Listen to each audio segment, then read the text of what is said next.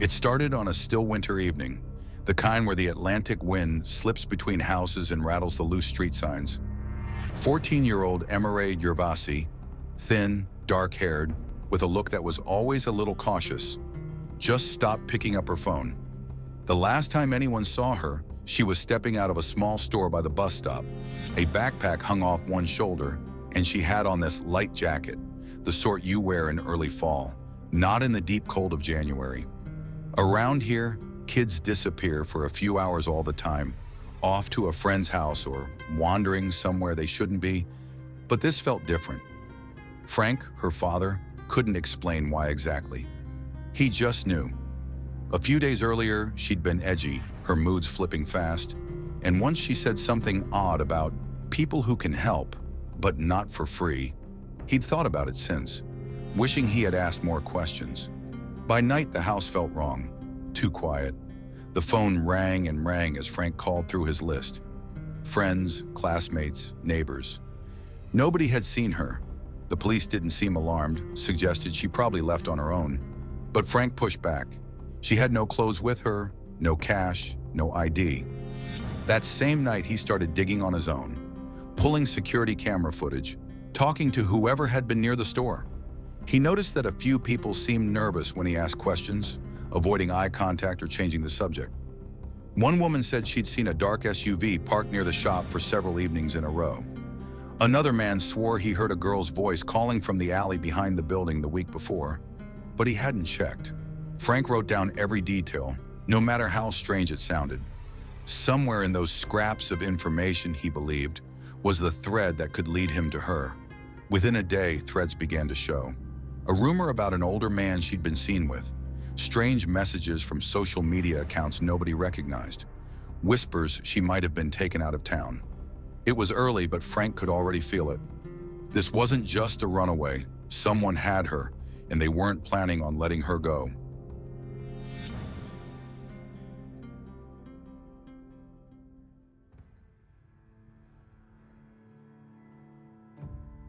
With each passing day, the search for Emmarae felt heavier, more desperate.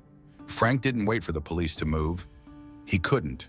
He printed flyers at a copy shop, the paper still warm in his hands, and taped them to lampposts, bus shelters, even the doors of busy cafes. He walked into diners and corner stores, asking owners to rewind their security cameras. Just one more time. One clip, taken near the bus depot, made his chest tighten. The walk looked familiar. A girl, slight and hunched against the cold, climbing into a dark SUV. The face wasn't clear, but beside her was a man in a black hooded jacket, his posture too close, too deliberate. The vehicle rolled toward the southern highway, the kind of road where the city thins out into warehouses and open fields. When the police finally got the footage, they stepped things up. The human trafficking unit joined in, combing through every car caught on that stretch of road. The SUV turned out to be registered to a man with a record: drug possession, solicitation of minors, a name that had already been whispered in other investigations. But they were too late. Neighbors said he cleared out days ago, maybe with the girl. Talking to Emmarae's friends was no easier. In hushed voices, they admitted she'd been chatting online with older men pretending to be teenagers. A few of her closest friends recalled her saying she was done with everything, and that there were people who could take her somewhere new.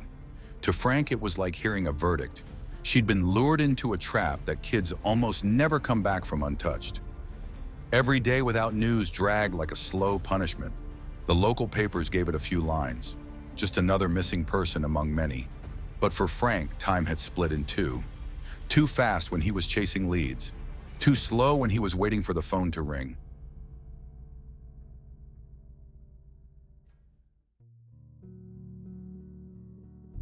The deeper Frank dug into the details of his daughter's disappearance, the more the picture shifted from confusing to frighteningly clear. Talking to her classmates, he started hearing about these so-called new friends, older people, never seen at school, who definitely weren't part of her usual crowd. On social media, he stumbled across messages that made his stomach turn. Mentions of parties in houses on the far edge of town. No parents around, just music, strangers, and someone always ready to hand out drinks or little pills to help you relax. One contact stood out. A man using a fake name, his profile dripping with the kind of luxury meant to impress a teenager. Glossy shots of yachts, sun-soaked trips to Miami, expensive cars parked in front of glass-walled condos. Frank gave the information to the police, and they confirmed what he already suspected. The account belonged to someone under active surveillance in a human trafficking case. A name that had already slipped through the system before, surfacing in other disappearances, always dodging the charges that could put him away. Friends admitted Emmarae had been fighting with her father more often lately, accusing him of being controlling, of not getting it.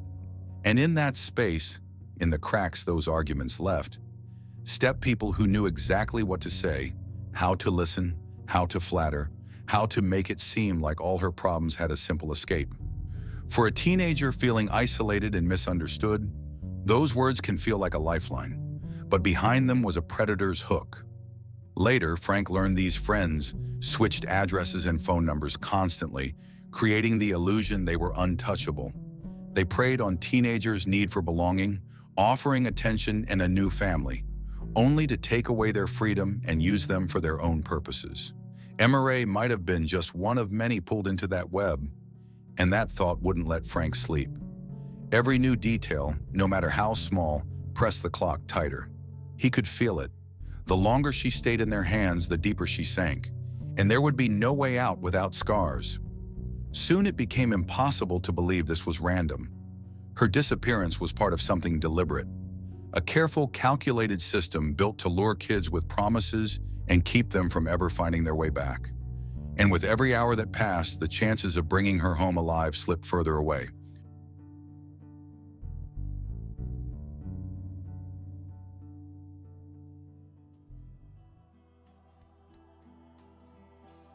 Three weeks after she vanished, they found Emmarae. It happened on an old fishing dock in Islip, the kind of place that stays empty all winter, except for a few gulls. She was on a small boat with a man later identified as Daniel Soto, 33, from the neighboring county. She was alive, but pale, drained, and, as investigators said, in a state of shock.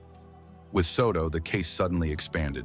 7 more names surfaced, including Deshaun McLean, a mental health worker now facing charges for sexual crimes and human trafficking. Investigators learned she'd been held against her will, moved between different addresses, each one further from anything familiar, as if they were trying to erase her from the map. The trail showed a string of apartments and houses where she'd been kept. No phone, food given sporadically, constant pressure, and threats that made resistance nearly impossible. For the detectives, it became a textbook example of how fast a victim can vanish from sight, even with active searches underway. In court, they played recordings of calls and messages that froze the room, the accused talking about her like she was cargo, something to move or hand off. It shattered the comfortable lie that these stories only happened somewhere far away. This was right here, in familiar neighborhoods, among people who passed you in the grocery store. The trials dragged on for months, stripping away any doubt.